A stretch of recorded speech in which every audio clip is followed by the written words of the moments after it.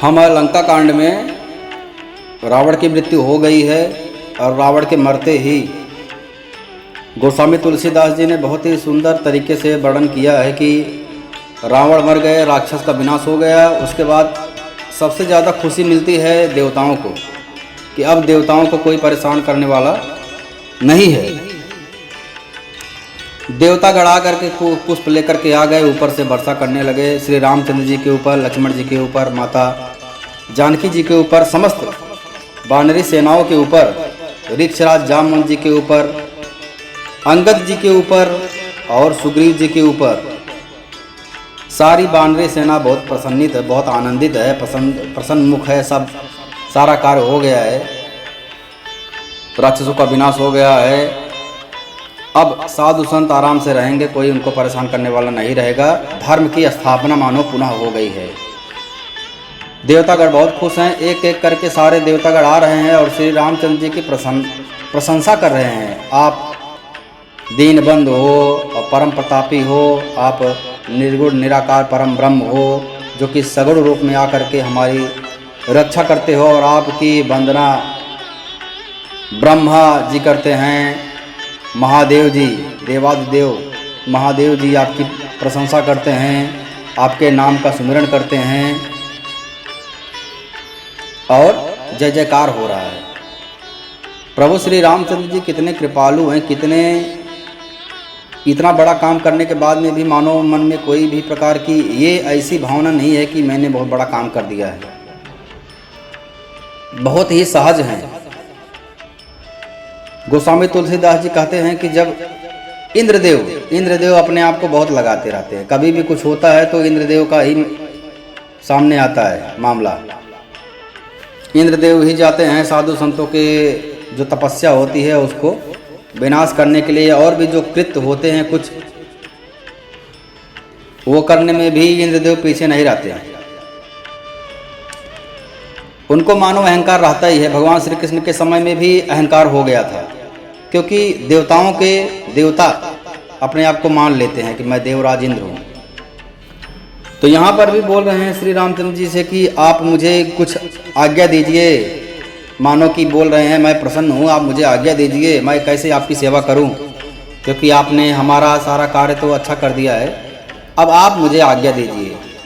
गोस्वामी तुलसीदास जी लंका कांड के दोहा नंबर 113 में लिख दिए हैं कि अब कर कृपा बिलो की मोहि आयहूँ देहूँ कृपाल, काह करो सुनि प्रिय बचन बोले दीन दयाल। क्या करो? श्री रामचंद्र जी बोलते हैं अच्छा ठीक है, जब करना चाहते हो तो सुनो सुरपति, हे सुरपति सुनो।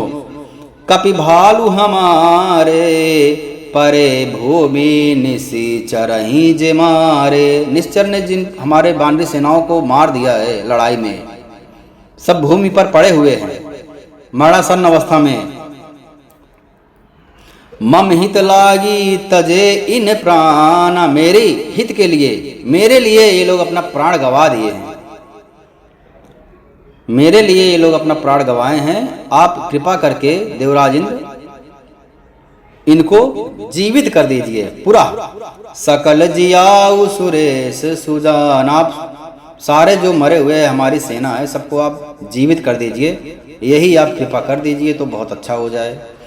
अब यहाँ पर गोस्वामी तुलसीदास जी कहते हैं कि काकभूषणी जी के माध्यम से कहवा रहे हैं कि क्या भगवान को देवराज इंद्र की सहायता की आवश्यकता है? कभी नहीं है। परंतु एक होता है ना कि चलो देवराज इंद्र जी बोल रहे हैं तो मैं इनसे सहायता ले लेता हूँ, नहीं तो इनको लगेगा कि इनके मन को कहीं कुछ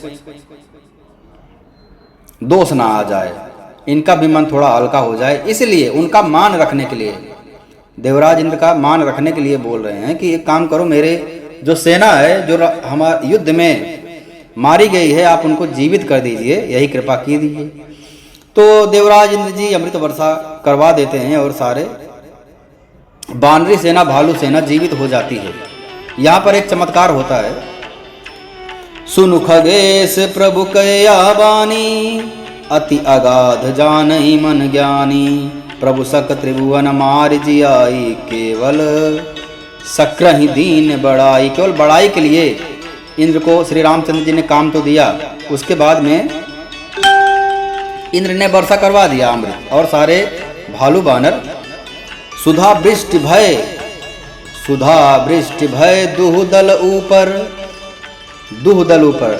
जब वर्षा होगी तो क्या पहचान कर थोड़ी होगा कि ये वानरी सेना है और ये राक्षसी सेना है। राक्षसी सेना के ऊपर अमृत की वर्षा नहीं होनी चाहिए।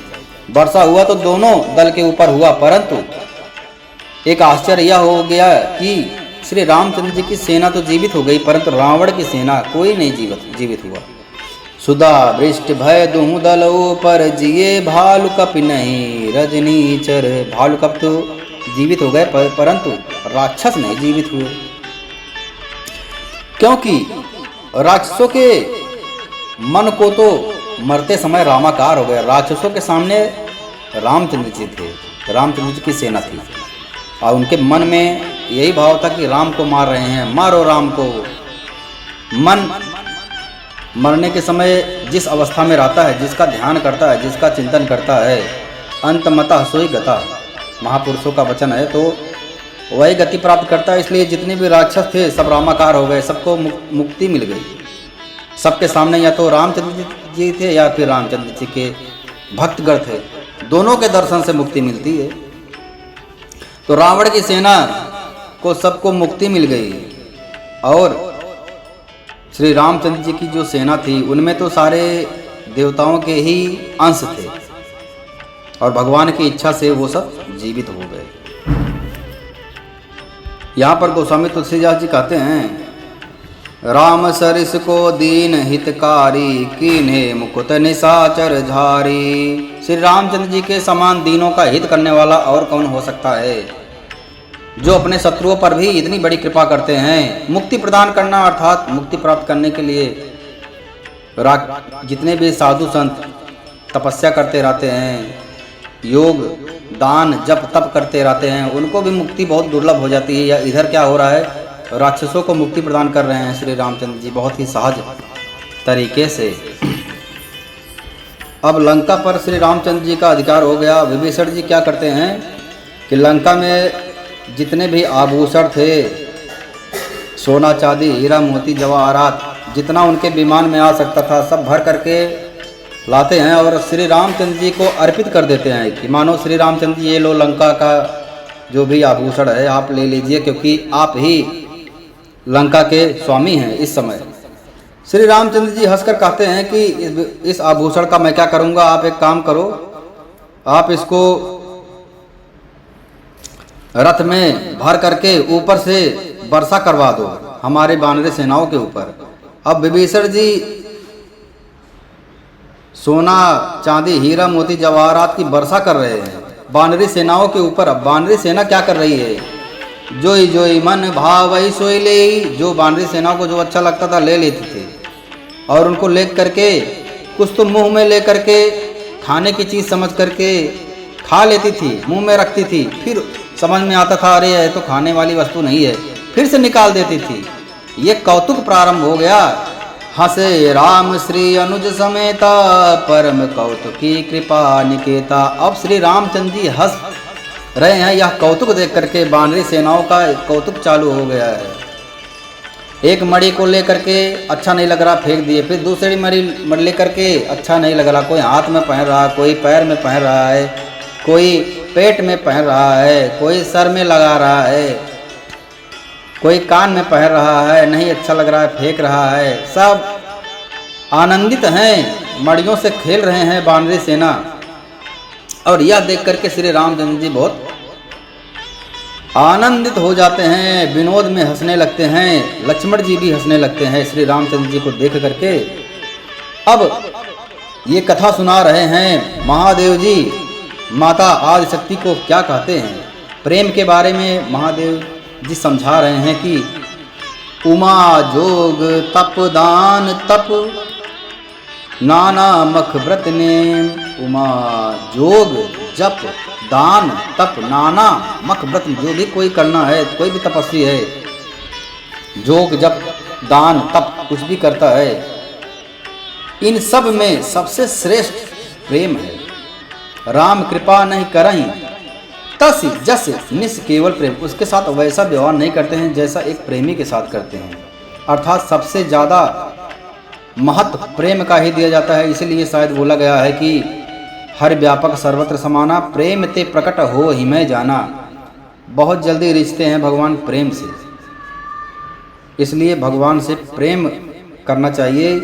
ज्ञान योग जब तब इस सब में अहंकार हो सकता है, परंतु प्रेम भक्ति में अहंकार नहीं होता है।